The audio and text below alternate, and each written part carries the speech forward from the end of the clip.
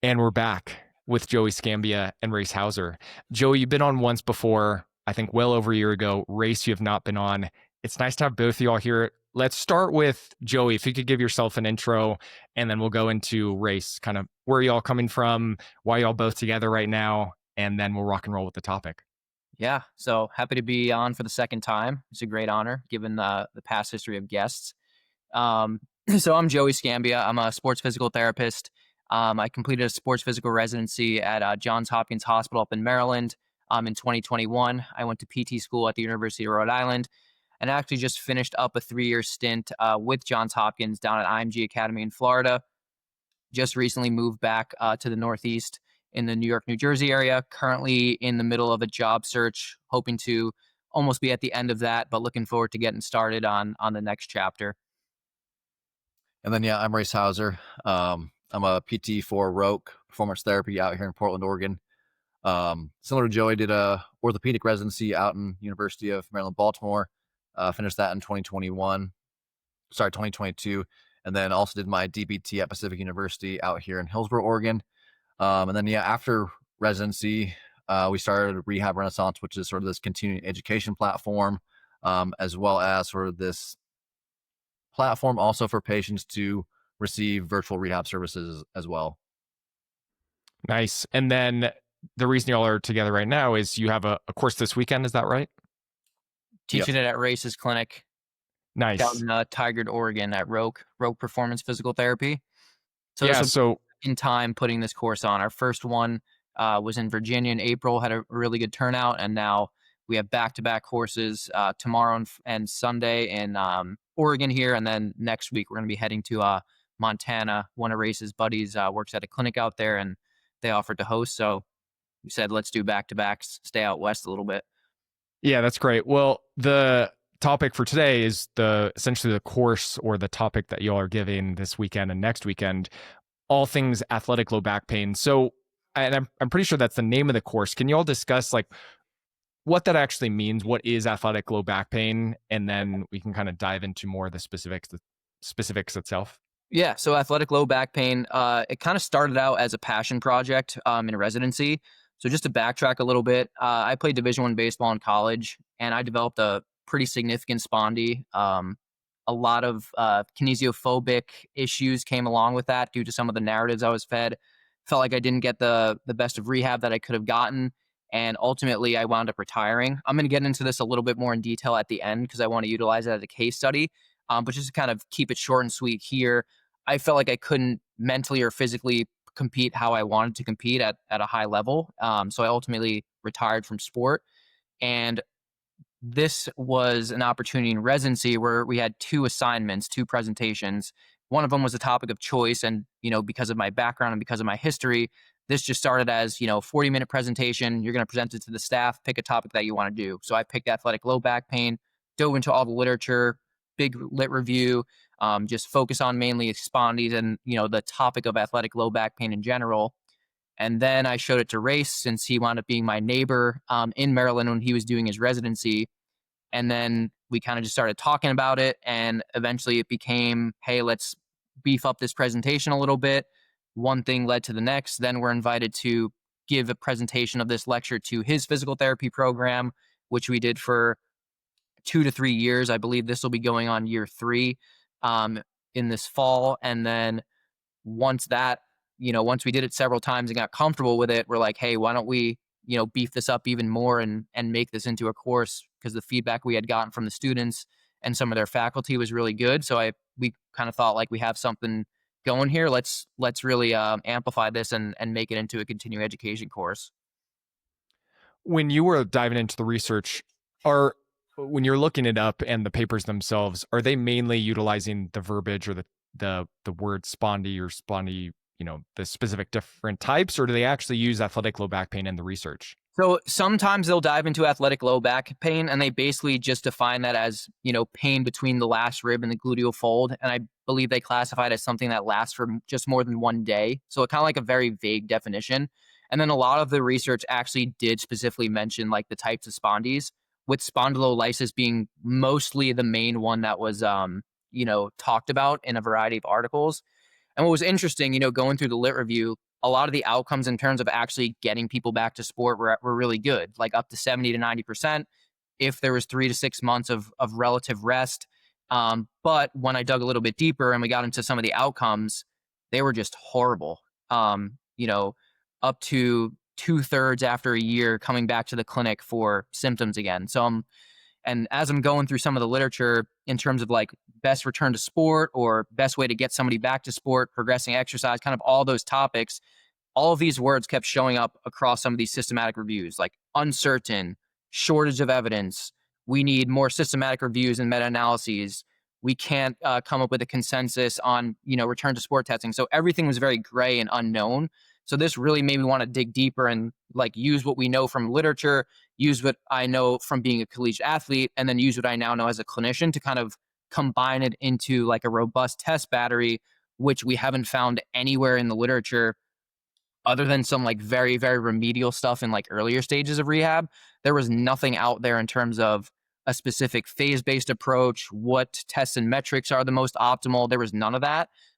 So I found it interesting that, yes, we're getting people back to sport, but the outcomes in terms of recurrence are so bad, and there's really no consensus on, what's the best way to actually get these people back.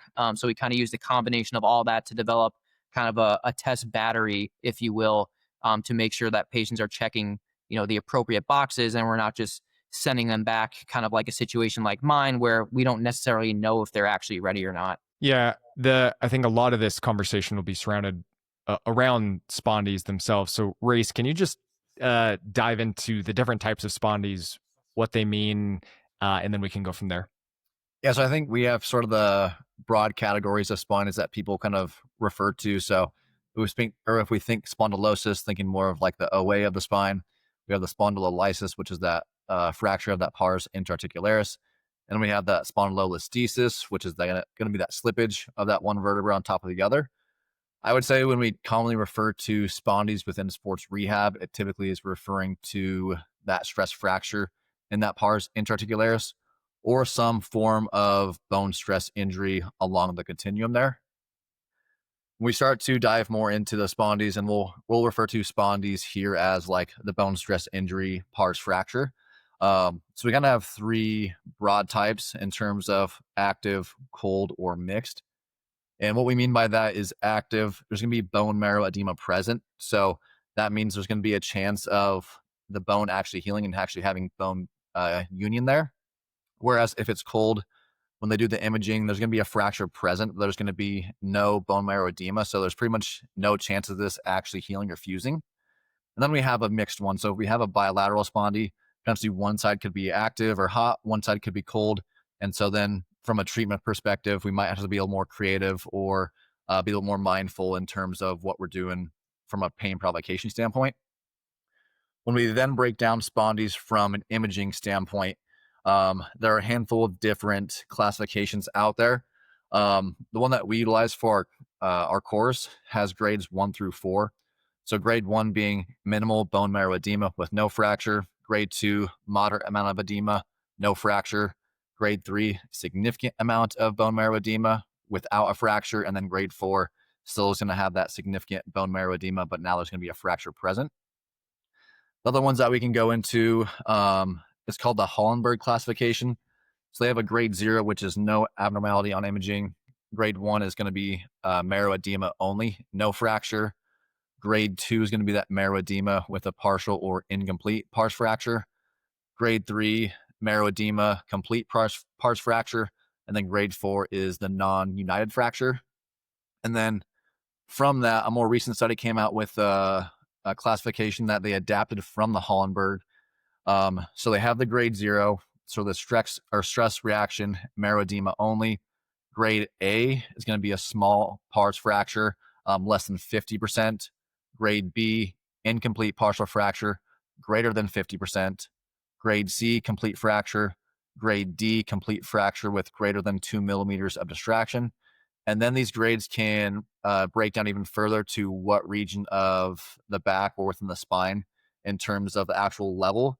So if we look at zone 1, that's essentially going to be the region of the pedicles, which is the higher risk zone. As we move a little more posterior on that vertebra, zone 2 is going to be that first half of that spinous process. Then zone 3 is going to be that second half of that spinous process, which will be the lower risk zone. That is found on MRI. Is that depending on the surgeon or the ortho or the individual receiving the imaging? Are they just using those different classifications based on their own experience, or from what y'all have experienced, is there one of those different classifications that's the most common that people will typically see? In my experience reading the imaging report, I feel like they don't even list what grade it is. It's more just how much edema is present and if or not, or if there's a fracture present or not. So I haven't seen them list any grades at all. And I'm the same as well. It's usually just, is there edema present? Is it bone marrow edema? Is it periosteal edema? Is it both? And then pretty much, is a fracture line there? Or is a fracture line not there? So pretty similar to like lower extremity stress reactions or stress fractures, that similar kind of concept or continuum. And it should be thought of as a bone related stress reaction and fracture that maybe a lot of people don't consider a spondy or just don't even think about it as. But should individuals, patients, and clinicians think of managing this very similarly to a lower extremity stress reaction or stress fracture? And then I guess secondarily, are there like high versus low risk spondies, or does it really depend on the grade or that continuum? So yeah, I would say in terms of that high risk versus low risk, I'd say that high risk you're typically looking at sort of in that pedicle region. And the study that referenced these different zones didn't really talk about why the zones were differently higher or had higher risk categories. My thought was just based off the amount of stress, like as someone extends and rotates, like there's probably going to be more stress going through that pars region or the pedicle region versus as they extend and rotate for that zone 3, which is that second half of that spinous process. There's probably not a ton of pressure, a ton of stress going through that area there. So my thought would be that's sort of the differentiation between high risk and low risk. And then secondarily, most of the spondys that do occur are going to be at L4, L5. And so I'm just thinking too, there's just going to be more compressive loads happening there as well. So I'd have to imagine that those lower lumbar vertebra would be more classified as a higher risk versus a lower risk compared to like the, L1 through L3. And then this is discussed in a lot of different cases, conditions, with X-ray or MRI findings, that these changes to a structure can occur in asymptomatic individuals, and those base rates can affect kind of decision making and influence what is the causation or correlation of pain with injury. In the context of a reactive spondy or just spondy in general, are there a lot of individuals, whether athletes or non-athletes, that have these changes to their structure that are asymptomatic? Yeah, so we have a couple different studies that have looked at this in a sense, or they'll follow different individuals over a group of time. So there was one prospective cohort study that monitored 65 junior elite cricket fastball bowlers over an 8-month season, and they used serial lumbar spine MRIs to assess the relationship between bone marrow edema and lumbar bone stress injuries. So all 15 bowlers that went on to develop a bone stress injury had prior bone marrow edema on MRI at the corresponding site, with the bone marrow edema appearing an average of about 3 months or 96 days before symptom onset. Of the 38 athletes who showed bone marrow edema on MRI, 23 or 61% did not develop a bone stress injury during the season, indicating that while the bone marrow edema was present and is a strong risk indicator, it doesn't necessarily guarantee that they're going to progress to a symptomatic injury. And then one other study, they looked at 219 baseball athletes who competed in the 2023 MLB Draft Combine. And this study was considered to be a description of the normal prospective professional baseball player, and 46% showed a pars fracture. I'm unsure if some of these individuals, if they weren't disclosing they had pain, so not entirely sure if they were symptomatic or asymptomatic, but have to imagine if they're at the MLB Draft Combine trying to perform as well as they can, probably more likely of a chance that they're asymptomatic. Okay, got it. So there can be individuals that have these changes on imaging that don't have symptoms, but if they're presenting with the signs and symptoms of a spondy and then an MRI shows that there's a spondy, then that can be very useful for decision making. But probably people shouldn't just get random MRIs and change management or have treatment for an asymptomatic spondy. Let's dive. Do you mind if I add something there? Yeah, totally. So number one is that from like an X-ray perspective, X-ray can miss up to 70% of spondies. And number two, I don't know if you were taught it as well, but I know we were in PT school. You know, it's the Scotty dog view. Like that's the view that is going to rule in a spondy. What they've actually been showing in the literature is deciding on just the first two views first, the AP and the lateral view. Number one, that third view is going to add additional medical costs to the person. And number two, the sensitivity and specificity of 2 versus 3 views were pretty much identical. So now they're starting to side with just one view, or sorry, those 2 views. And usually if it is picked up on an X-ray, much more likely that we're dealing with that like cold spondy, quote unquote, because it's likely been there for quite some time. It's more of a chronic injury. So odds are that might not even be, you know, what their actual pain driver is. So what a lot of the literature surrounding imaging is that the patient presentation in these cases are always going to take precedence over the imaging findings. Because like you said, imaging doesn't necessarily correlate symptoms or quality of life. And we might not even get bony union. I think there was one study that showed up to 70 to 90% of players of athletes actually wound up returning to sport without any bony fusion at all. So like the numbers were pretty high. So that just necessitates the need of like, we need to go by what our patients are saying, not necessarily, hey, you need another image. We need to see if it's perfect or not before you're good to go. So that's not necessarily the case. Thanks for that clarification or addition. Let's keep Joey. I'll have you answer this one, or at least start with it. That initial exam, a younger athlete's coming in, they're presenting with low back pain. They haven't had any imaging. What is your process going through an athlete coming in with low back pain? Yep. So first and foremost, obviously we want to make sure that they're actually appropriate to begin PT. So you want to take a thorough subjective, make sure you're ruling out any sort of red flags, you know, from a dermatome, myotome, sensation perspective, anything else that kind of raises antennas. Like, is this something that we have to refer out right away?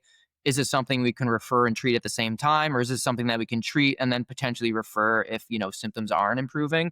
But typically if a high school athlete or a younger athlete, you know, comes to me and is complaining of low back pain, just due to the prevalence, which can be all the way up to like 52%, so like over half of people, I'm basically saying spondy's at the top of my diagnosis list, and I'm just going to prove that it's not a spondy, and I'm basically ruling it out. So it's a spondy until I assume that it's not a spondy. Basically, that's kind of how I think of it.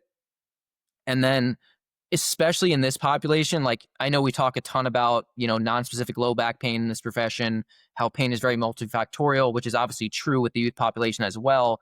But what we're typically seeing is actually a structural cause in most cases, especially with this patient population. Spondy primarily, and then we could potentially have, you know, a lumbar muscle strain or potentially a disc injury, which is possible, but a little bit more rare than the top two. But as far as differentiating kind of between what I might be dealing with, the disc and the strain will be much more of an acute onset, whereas that spondy will be that more insidious onset, no like true specific mechanism, and then also common complaints of referred pain or referral into like the buttock or thigh. And that's exactly what I had. I had no mechanism at all. Woke up one morning, every like 5 to 10 seconds, like a sharp intermittent ache like into my thighs, and it like would not go away. So that's when I knew like something's up. I need to get this looked at. Versus, you know, disc or strain, typically you do something, you feel something almost in real time, which is way different than the spondy. So like differentiating between, say, a spondy and a disc, usually that disc has a lot more of that radicular type pain referred symptoms. Generally speaking, obviously it's not every case, but for the most part, or in general, flexion based will be disc, extension or rotation coupling would be spondies. And then typically some of your neurodynamic testing is going to be a lot more significant if we're thinking a potential disc injury. And then as far as differentiating the strain versus the spondy, Typically, the mechanism obviously going to be key, and then number two is usually where the tenderness or discomfort is, plus what's reproduced on like rotation or like quadrant testing. So, for example, if I have a patient and I'm trying to differentiate between the two, and I have someone rotate like to the right side or extend and rotate to the right side, typically the side that they're rotating to, like ipsilaterally, I'm thinking a little bit more spondy versus strain would be contralateral because now we're kind of lengthening that tissue. So that's kind of how I'm trying to differentiate the two. And as far as palpation, that could be another a way to help differentiate is, familiar pain versus just tenderness. So if I'm like palpating along midline, I'm confirming with them, like, is this your familiar pain? Does this bring you to PT or is this something different? Versus if I'm at the lumbar paraspinals, they might just report a little bit more irritation and tenderness there compared to, strictly at midline where the spinous processes are. So I would say those are probably the top three that we might deal with this population. Obviously, there's a lot of others that fall under the athletic low back pain umbrella, but generally speaking, those would be the top three and some of the techniques and questions that I'll utilize to help kind of differentiate, with mechanism being a very important one. Yeah, is your differential largely influenced by that insidious versus acute onset, uh, the sport, or just the fact that they're an athlete, and then some of that testing with the extension, rotation, compression, and some of the other kind of locational based things? Or is there any other, special tests or other things in your exam that really rules in or rules out a spondy? Yeah, I definitely like to get an idea of kind of what sport they play because certain sports will have higher prevalences. So thinking like, sports that have a lot of higher rotational demands, axial loading demands. So thinking like, football, baseball, lacrosse, gymnastics, wrestling. So some require a lot of axial loading, some require generating high amounts of torque at high speeds at end ranges of motion. So kind of those types of sports will kind of raise those probabilities that maybe we're dealing with a spondy. Has there been any change in like eating, nutrition, sleep, stress, especially if we're dealing with somebody who might be a little bit on the thinner side? Is there any sort of, nutrient deficiency or bone mineral density issues? Getting an idea to that, potentially asking into, some menstrual cycle changes if we're dealing with like a younger female. So those are other important questions that, might lead us towards the bone stress injury type route.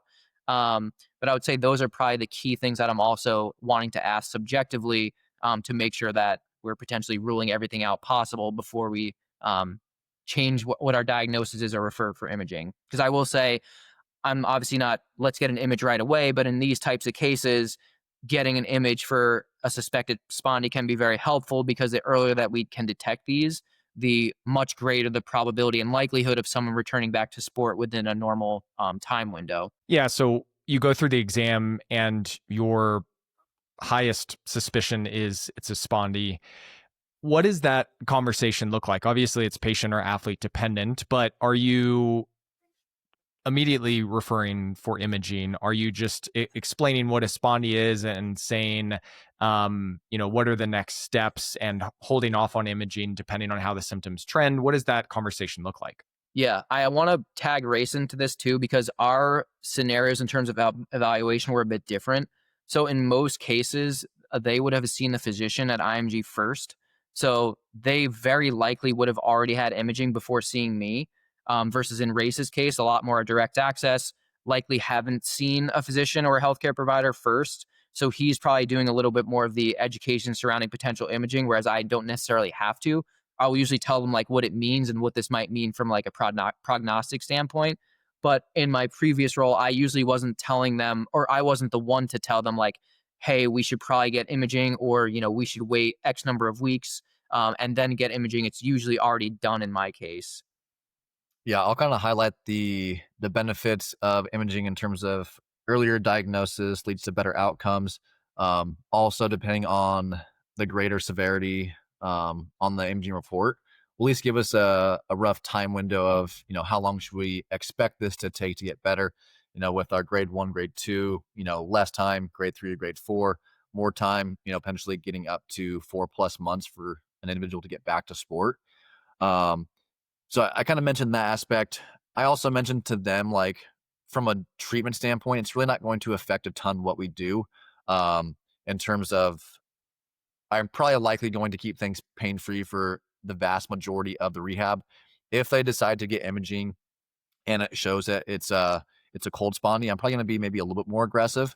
I'm not going to get uber aggressive and have them probably push through a 5 out of 10 pain like we might do with some tendinopathies and some of those soft tissue conditions, especially if they're a little bit less irritable. So maybe we're pushing to a 1 or a 2 out of 10 at most. So heuristically not affecting what we do treatment wise, but may help give them peace of mind in terms of what's going on, how long we expect things to get better. Let's stay with you, Rayce. You kind of already started with it, but what are some of the general rehab priorities to consider from you have that initial exam, you do or do not get the MRI results yet? What are the things you're starting with or your heuristics of we're here, how do we get back to return to sport? Yeah, you kind of already alluded to it a little bit in terms of treating this as a bone stress injury. And so I think that's the biggest thing is treating it as such. And so we kind of use this optimal loading approach, and the strategy progressively reintroduces load, guided by symptom absence, both during, after, and the day following activity. And then close monitoring and then patient education on pain are going to be essential. So pain, whether at rest, during activity, that's going to indicate either mechanical or chemical irritation, necessitating that we provide some sort of modification to the activity. Pain is not going to automatically equate to that bone stress injury reoccurring, but it doesn't mean that irritation is happening. And if we don't modify, things could get worse, and we may potentially actually take steps backward and lead to essentially a recurrence of that fracture or worsening of that bone marrow edema. I think it's also important to note that remodeling duration in trabecular bone is longer, which may contribute to prolonged healing times of bone stress injuries in areas rich in trabecular bone. So we can think like pelvis, sacrum, and the spine. And then I think the other big thing here is relative rest. And some of the key things or key principles that we like to discuss is having operational definitions of regression, progression, and lateralization. I think abstractly we have what these concepts means, but I don't think anyone's really put operational definitions on these terms. And so kind of how we define regression and progression is going to be regression and progression will involve systematically modifying the physical demands of the task. So thinking external load, velocity of the movement, ground reaction forces, momentum, some of those variables. Whereas lateralization is going to be the process of adjusting more of the qualitative movement parameters within, a given movement framework to try to maintain the same relative output or intensity. And the primary goal here is not to inherently reduce the physical demands of the activity, but just to modify how the demands are managed. So thinking here more load placement, load implement, stance, and position. And the goal here is to try to prevent both local and global deconditioning. And we want to try to maintain, if not maybe even improve, many of the qualities that are beneficial from them or for them as an athlete as it relates to their sport. So really going into a deep dive for what their exercise routine is, what exercises that they're currently doing in their routine. And then from there, kind of giving them a framework for, hey, here are all the different ways that you can kind of modify things as long as you're staying within the symptom threshold of keeping things pain-free. I think the other thing that also gets missed too, and this can be a little bit harder depending on the club, the coach, the sport, is essentially partial practice if applicable. So I know some coaches won't allow participation if an individual can't go 100% and they can't do everything, but ideally we want to try to keep them in as many drills as possible, have them participating as much things as they can tolerate while still following those pain guidelines.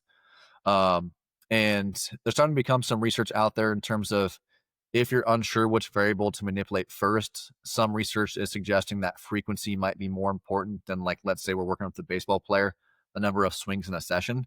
So maybe if we're modifying some of those variables, still keeping them swinging or keeping them practice, maybe we're dialing back the frequency of, let's say, how many times they're batting within a week, while still trying to keep intensity as high as symptoms allow. Yeah. Is it in the majority of cases, if someone's in their season or preseason, they're likely going to be pulled out for either full participation or competition or the vast majority of it, just because the volumes, intensities, potential contact is just so high that in order to really reduce the symptoms and just the reactive nature of the spondy, they have to pull back significantly or fully from Mhm. sport?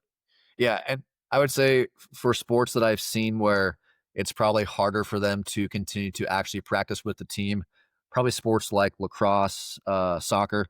I'm not in. Well, I haven't personally played those sports at all, so I'm not quite sure how much like individual drills they're actually doing. Because I feel like that's probably an area where they can probably still have the greatest likelihood of participating. I know with baseball, let's say we have a 2 hour practice, there might be an hour session where we're hitting in the cages.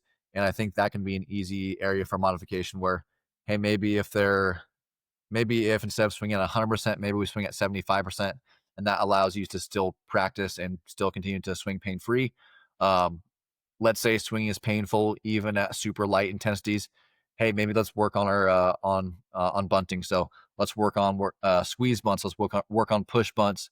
So we still have ways that we can keep them active and practicing, still working on certain aspects of the sport versus just trying to completely remove them from the sport altogether. But that does get a little bit tricky depending on the sport. And then is there a general uh, progression that you all have both developed? And you may go into this with the case study, so you can tell me this is coming. But from a direct trunk or spinal loading, from a extension or rotation standpoint, where y'all think about, like you just said earlier, the progressions, the lateralizations that you want to discuss in this more general priorities section, or do you want to talk about it more in the case study itself? I'm happy to hop into some of it now. So kind of like we talked about in the beginning, how there's really nothing out there in terms of criteria-based progression. So that's basically what we built. We kind of built our own systematic framework of checks and KPIs to make sure that they're progressing. So we kind of broke it down into different clusters. So like test our phase one would be your isometric cluster. Phase two would be your isotonic, and then we broke phase three into two. Your ballistic and then your metabolic cluster. So thinking more like energy systems. And then kind of out on its own is like your outcomes measure cluster, which is like can be performed like anywhere in rehab from initial eval all the way to the end to obviously make sure that from like a mental standpoint, from a kinesiophobic standpoint, from say like a movement apprehension standpoint, everything's moving in the right direction. And it's not meant for like all three of these phases to be performed on one day. I'm not the biggest fan of like, oh, this is your return to sport test day. If you pass, like you're good to go. Like it's more of a seamless continuum that we're kind of checking these throughout the entire rehab. So say if we have someone who's very irritated and irritable day one, I might just do the isometric cluster day one just to get an idea of what does that look like? Are they showing apprehension? Where do they fall within their normative values? So as far as some of those tests, the flexor endurance test, Beering Sorensen test, a side plank test, mid thigh pull if time allows. Obviously, cueing them, hey, I want you to pull as hard as you can. If symptoms rise above X number, like you're cutting it there. So we can at least potentially find some sort of entry point for them with potential posterior chain loading. And then the last one we do is a Tindek, like overcoming isometric, like a Palloff position. So instead of like the band resisting them like into like a eccentric contraction, they were like pushing concentrically at midline. So they're kind of arms straight out, pushing away, and getting an LSI left to right and seeing what that looks like in relation to their body weight. And then we basically progress those movements into isotonic movements. So you have like a partial curl up, then that becomes like GHD for repetitions, then that becomes side plank bends for reps. So kind of it just scales along, now just changing the contraction type. The ballistic cluster is basically a med ball circuit where you have ballistic slams or throws in a variety of directions, like a overhead slam, a windmill slam, scoop tosses, and I think like a granny toss overhead. And then the energy systems, we kind of had one that was a very short burst, like alactic, like your 5-10-5, and then one a little bit longer, kind of in that like middle ground with like a row erg, like 200 meter or 500 meters, hit it in under 2 minutes. Just show us that you can kind of flex and extend repeatedly for an extended period of time.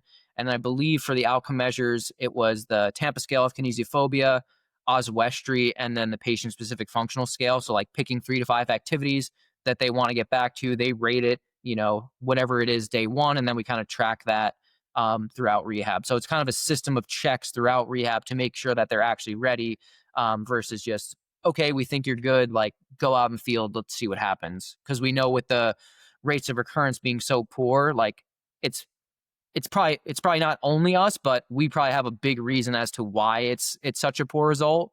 So our goal with this is hopefully, now that we're monitoring them in multiple different phases and a variety of different contractions and intensities, that we can hopefully decrease that risk of recurrence. Is there a place for listeners to either buy or download the guides or this PDF or this program, or is it you have to go to the course? So we have a external PDF lab manual. DM us on Instagram. We can chat about it. But it's definitely included in the lab in our online course as well. Something that I think is a super easy thing to follow along. It's like every test. Here are the instructions, the setup, the positions, the cueing, the normative values, if there are any, and just like a little bit of a picture on like what the test looks like, just to make sure that we're checking all of our boxes. As we kind of go through. So we'll be happy to chat about it. Feel free to reach out to us. We love talking shop about this stuff. And especially since it's a topic that both of us are passionate about. I know Rayce had a back injury himself. So I would absolutely hate for someone else to be in my scenario because it sucks. There's like no way around it. Yeah. Speaking of your scenario, let's go into case study number 1, your own experience, Joey. Yeah. So I As want much to include info as this you want to dive into. because I feel like now I've seen both sides of the coin as a patient and a clinician. And this kind of experience, I hope, resonates with the listeners because I hope this is what your patients don't go through or don't have to go through. So this happened my freshman year. It was leading up to the Division I start of the season, which is in February. So this started on like January. It happened pretty much right after winter break. So I was training for our conditioning test over winter break, which was basically just 300-yard shuttles for a certain amount of time. We got back. Practice started to pick up because, it's only 6 weeks till the season starts. Practice 5 to 6 days a week. We literally took BP almost every single day. So like 30 to 50 swings, depending on, the day. We're starting to get into some of the more baseball specific lifts because now we're getting closer to the season. So heavier compound lifts for speed, rotational based movements, rotational landmine presses, all types of medicine ball throws. And then, like I mentioned, that one morning just had that, no mechanism, but just had these weird aches into my thighs. Something wasn't right.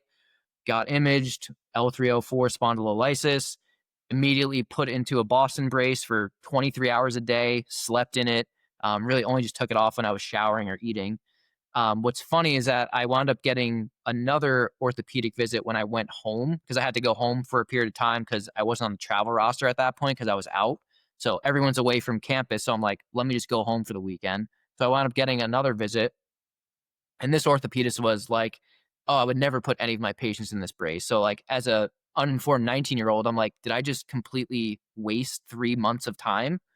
So that already kind of fostered this, I don't want to say downward spiral, but I already didn't feel great about the plan already because someone had just told me something completely different than what the first orthopedist said. So that's number one. Number two, I obviously had to rehab at school. And this was like 2013. And this was the height of like when Northeastern was very big into the PRI world.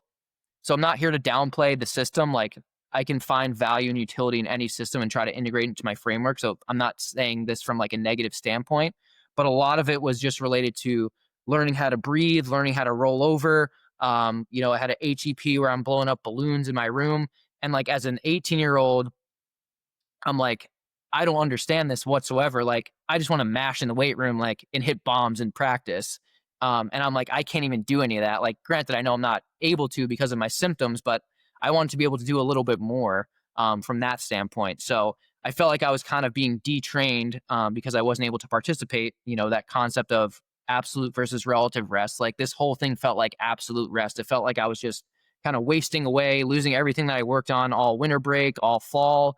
And then I had to go to PT after school when I got home, went to a local clinic, basically just, your typical run of the mill place, table exercises for 6 weeks, bird dogs, clamshells, dead bugs.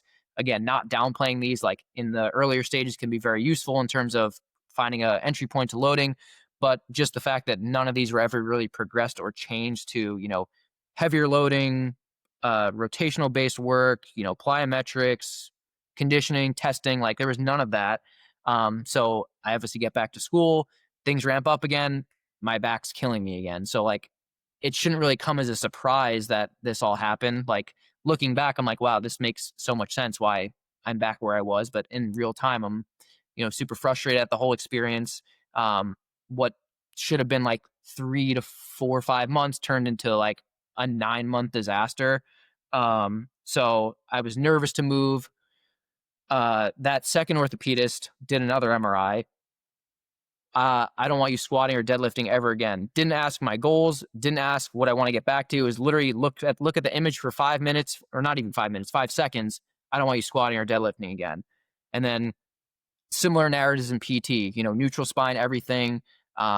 Even when you're bending down to like pick up paper. So like as somebody who has to rotate their body like extremely intensely to hit a baseball when pitchers are throwing 90 to 96 miles an hour in college, like how am I going to do that with neutral spine? So like this was always in the back of my head, nervous to move, nervous to get out of neutral. And like I still have some of these negative thoughts today.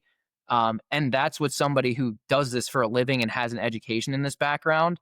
So like what is somebody who's uninformed and like 13 to 18 years old thinking? Like I remember first day of residency, I almost had to call out because I flared up my back. It was so bad I couldn't walk, but I'm thinking to myself, relax, this is going to be fine in probably a couple days. And it was. Versus if I was that 19-year-old, I would have probably driven myself to the ER because I couldn't walk. So things have definitely changed from an educational standpoint, but narratives that are said years ago, like have lasting effects, and they still affect me to this day, despite what I feel comfortable with from a, low back and strength training standpoint. So I just want for the clinicians listening, like the narratives matter so much. I would argue that they matter much more than the rehab you provide. I feel like if you provide even subpar rehab but have great narratives, they're going to do better than the other way around. If the narratives are poor off the bat, it's going to be difficult. It's going to be a tough case for the patient. So I really wanted to use this as my case study because I think it's something that can resonate with a lot of people and hopefully, decrease chances that other athletes have a similar experience. Yeah, I appreciate you sharing your own story, Joey. That's wild and sad. And when in doubt, blow up a balloon. I spent so much time in undergrad on the floor in my dorm room blowing up a balloon for no good reason. So I can empathize there. And I didn't have a spondy. I was just doing it because I thought it was helpful. All right, Rayce, let's go to case study number 2. Yeah, so this past spring, I worked with a collegiate baseball player. He was a second baseman, and right at the start of the spring season, which usually starts, at least when they get back to practice in this, what I'll call spring, usually starts mid to late January. And at this point, he started to develop low back pain. Both throwing and hitting were aggravating, but swinging much more so than throwing. He never got imaging, so I don't quite know the grade, but just given the time it took him to get back to competition and just to swinging in general, I would have to assume it's probably somewhere between a grade 3 and a grade 4.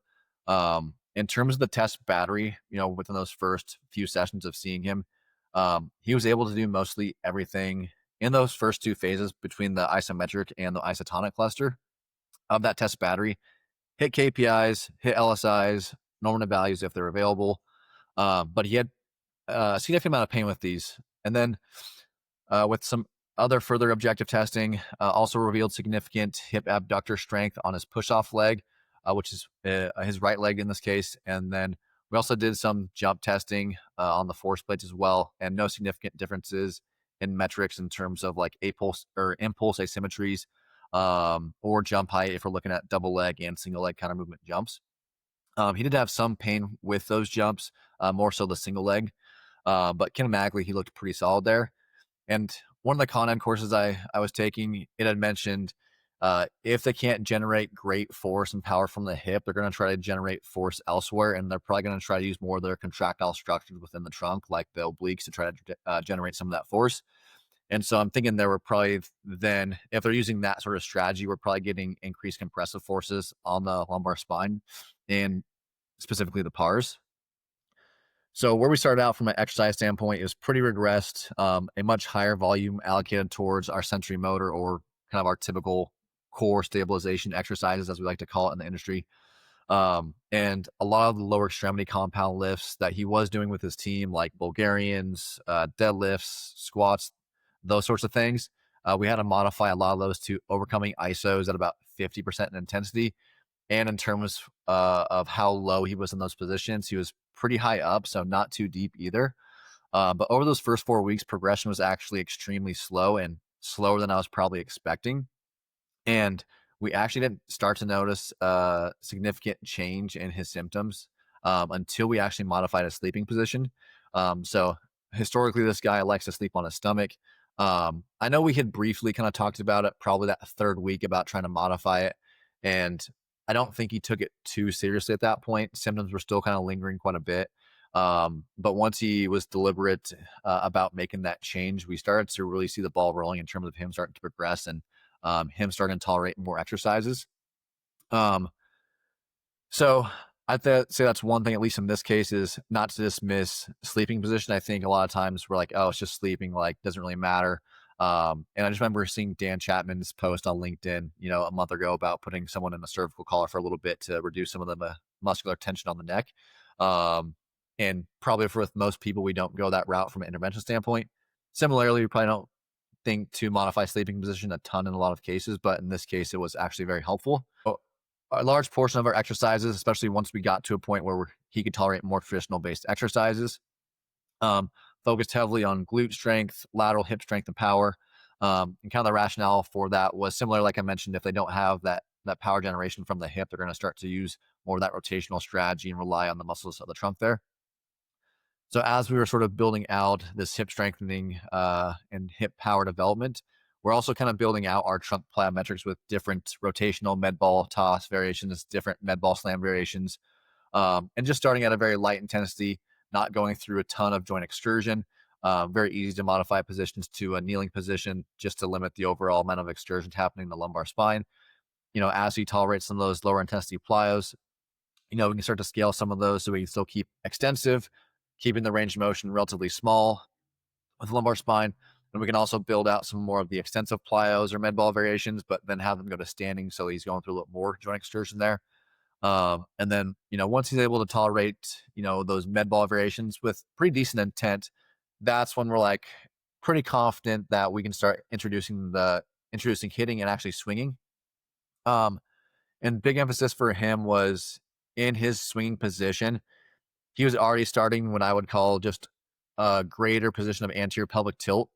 I know most individuals have essentially that anterior pelvic tilt, but it just seemed like he was already slightly more extended than maybe I'd want him to be. And so just thinking, if I can start him with a little bit more of a posterior tilt, as he starts to initiate his swing and rotate, he just has more movement within the joint space to actually extend and rotate.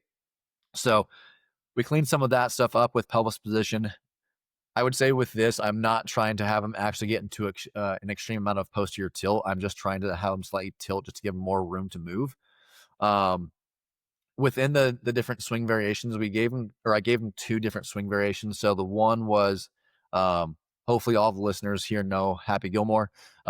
So essentially it was a Happy Gilmore swing. So I'm just thinking from a physics standpoint, if just his entire system is in motion, the inertial requirements to actually get the bat to move is going to be a little bit less just because his entire system was already having momentum. And then the other one was I had him open up his stance a little bit, and the goal was to have him sort of think about hitting the ball to that right center gap or right field. And with that, he's probably going to stay closed off a little bit more. And as he goes to swing, he's probably not going to get as much to that end range position. So those can be some easier entry points, I think, for people who are trying to get back into swinging. And then from there, we started at twice a week there, probably 25 swings per session.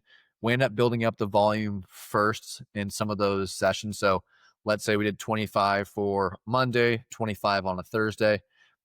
If that went well, no residual pain afterwards, no pain during. If we monitor pain the next day, everything solid there. Then from that point, okay, let's maybe jump to 35 swings a session. Once we built to about 50 at maybe about 70 or so percent, I was like, okay, let's see if we can still keep intensity relatively the same in terms of 70% intensity. We're going to drop the number of swings per week down a little bit, but we're going to add in a third session. So let's go Monday, Wednesday, Friday, or Tuesday, Thursday, Saturday, giving yourself a couple days of rest in between. Tolerated that super well. Able to build to a point where we could essentially have 50 or so swings in a session, all those be about 100%. And once he got to that point there, pretty much I felt confident he was good to start doing stuff on his own. More in the sense like, hey, go play a couple games, see how it feels. Are there any issues? Is there anything that you still feel like you need to work on? And one of the points I made to him, like as we were kind of wrapping things up, was like, once you're back, I'm going to give you 4 to 5 rotational days throughout the week. So he liked to golf. And so I said, hey, if you want to go golfing, that's going to count as one of your rotational days. I need you to at least try to take a couple days of rest throughout the week just to give your back a little bit of chance to rest. I know some people think summer ball is this large, extreme sort of endeavor. And, at times it can be for people who maybe didn't get playing time. But I'm thinking for him, from probably a recruiting standpoint, that spring season is probably going to be a better opportunity from a recruiting standpoint. So, summer season can be great to kind of knock some of that rust off, kind of get back into the field swinging, get timing down and all that. But don't go just crazy and ballistic and just start swinging, 100 times a day, every day. So ultimately, he had, I would say, a very good success. He did miss the spring season and did have to redshirt, but fortunately, he's been able to get back for the summer season. And at this point, I'm hoping he's still kind of following that recommendation of, 5 rotational days throughout the week, giving himself a couple days of rest throughout the week. And then, I'm hoping he has a great spring season next year. Solid. Yeah, I appreciate that second case study. I know you all mentioned it in kind of the general priorities, and then that more specific case study, the benefit of utilizing medicine ball throws from, an extensive standpoint, and then building up to more intense and more intensive. If a clinician has a small clinic space, or they don't have medicine balls or a wall, any other strategies or recommendations for introducing some of that rotational based activity without having access to a medicine ball? Yeah, I think probably one of the easier things would be if they have one of those rebound trampolines. I feel like a lot of typical outpatient clinics have some of those. So that could be sort of your rebounder. Maybe you have, I don't know, 2-4 pounds sort of light medicine ball that you're throwing against that, and it's kind of recoiling. And, you can very easily adjust the amplitude of that. You might get to a point where you probably can't go max effort throws into that. But who knows, maybe patients are able to take some of those medicine balls outside and do some stuff maybe in the parking lot or in the grass. My other recommendation would be, or thought could be, I know everyone loves to shit on TheraBands, but I just think from a general load standpoint, I don't really want a ton of weight with the medicine balls because I want to try to move that weight relatively fast, or at least, if we're starting with a more extensive version and progressing to intensive, essentially with that band, we can very easily do that same exact thing. So if I'm doing like a rotational scoop toss, we'll just use like the band as an example here with the rotation. So I can just do kind of like mid-range pulses here, kind of get nice and rhythmic. This can be sort of our extensive base plyos. And then as we build out, we can either keep that same intensity, see if we can't work through a larger amount of joint excursion. Then maybe on top of that, within that same small range of motion, can they start to tolerate quicker burst or a little bit more effort and intensity there? So those would be my two sort of thoughts there in terms of for clinics that don't have a ton of equipment or space, maybe those are some low tech options to use there. Nice. Solid. All right, Joey, we'll go back to you. What do you feel like most clinicians or the typical clinician is missing the boat on when it comes to managing these type of spondies? Yeah, I know we we briefly hit on it a little bit in the case study, but the act of actually making sure that our interventions from an intensity standpoint are starting to match what the athlete is going to actually have to encounter. I think that's the biggest thing. With the ground reactions, the ground reaction forces, especially during sport, can be up to like 17 times one's body weight. So while those, core stability type drills can be great entry points, if we're not progressing beyond that, we're not really bridging the gap effectively to adequately prepare someone. So I know we talked about the concept of do no harm a lot in our course. I know we have a slide specifically devoted to that. So if we're not having rehab eventually resemble training in rehab, in PT, we are basically setting them up for future harm down the line because they're not exposed to it. So in clinic, yes, they're not being harmed, but they might be being detrained to the point where now if they're exposed to that high amount of stress, now they're at much higher risk because they haven't been exposed to it. So I would say definitely being able to match those interventions similar to what they're going to expect from a stress standpoint, because I would much rather them do something in a much more constrained environment at a very, very high intensity versus out in the field where you have no idea what's going to happen. So do it in rehab first, build a competency there. Like obviously we want to go from, unconscious incompetent and eventually get to unconscious competent. So like that's ultimately the goal in rehab. So that way when they're hopefully back on the field, it's much more automatic. They don't have to think about it as much. How about you, Rayce? Yeah, I'd say two things. I'd say one, treating it as specific low back pain and not treating it as non-specific low back pain. Um, I feel like if we think about it from that non-specific low back pain standpoint, we're probably giving them some sort of like repeated extensions and lying and all these sort of things. We're like, oh yeah, you can push through, through or push up to like a 3 to 5 out of 10, in terms of pain provocation. And I feel like for a lot of people who I have seen who have went elsewhere first and then have eventually seen me, it seems like that sort of the treatment framework that was used. And not to say that that's a wrong model. It's, essentially the same model that we're using for specific low back pain, but we're just adjusting the pain parameters in terms of what we're doing from an exercise standpoint. So just understand that it's a very specific cause of low back pain, and what we're doing from an intervention standpoint or parameters and pain guidelines need to reflect that because it is that bone stress injury. And then the last thing is just the importance of patient education on relative rest and not absolute rest. I actually have a coworker who's dealing with working with a gymnast right now, and they just went back to the doctor. This person really has not had pain during her course of rehab. I'm not sure exactly how long she's been working with Kylie, the one PT, but I think there's only been one day or one time throughout PT that she's had some like low back discomfort. So vast majority of her rehab has gone really, really well. Doc takes an X-ray, I believe, and shows like a small little pars fracture. Like Joey mentioned earlier, who knows if that's actually right now the source of her symptoms, but says do nothing for 3 weeks, not even household chores. Says don't go to PT for 3 months. And then you can start going back to PT. And then there was like, I have not seen the imaging report. I did see the image, and it's definitely a grade 1 spondylolisthesis, but in terms of the amount of slippage, like it is the most amount of like the least amount of slippage I've probably seen. So very, very minimal. Doc mentioned, hey, we might fuse her. And then on top of that, he mentioned like you may never do gymnastics again. And so I feel like she's kind of in the same boat as, Joey was when he was 19 in terms of, she called Kylie, bawling her eyes out in terms of like, what do I do?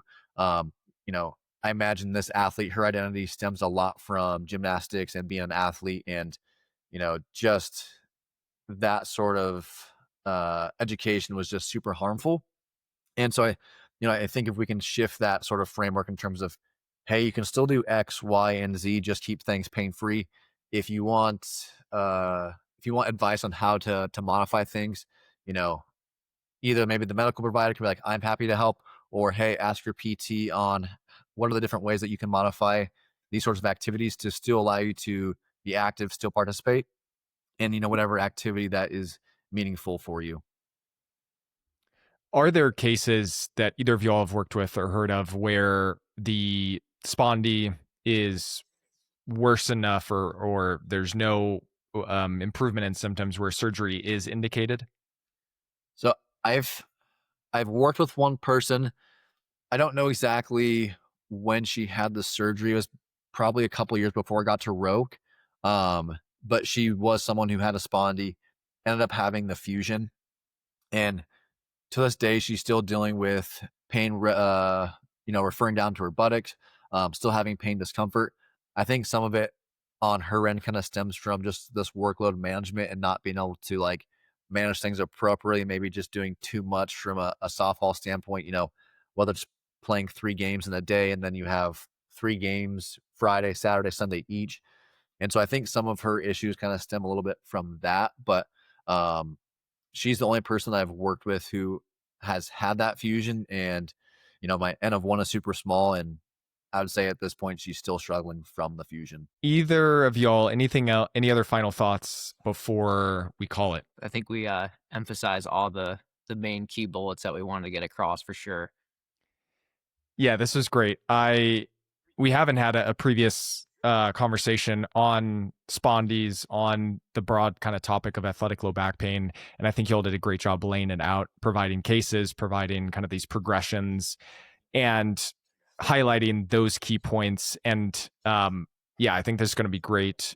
I will link below y'all's Instagram if people want to go reach out to you, if they want more of that protocol, if they want to sign up for your courses. By the time this comes out, I mean, there's going to be a quick turnaround. This is going to be coming out on Tuesday. So I don't know if y'all's following Montana course is sold out, but if people want to reach out and either, host y'all at their clinic or, learn more about athletic low back pain or the other things y'all are doing at Rehab Renaissance, there'll be information in the show notes. But I appreciate both y'all coming on. Definitely reach out to us if you have questions. We're nerdy about this stuff. Like, we'll talk shop. So don't feel nervous to reach out. We'll get back to you for sure.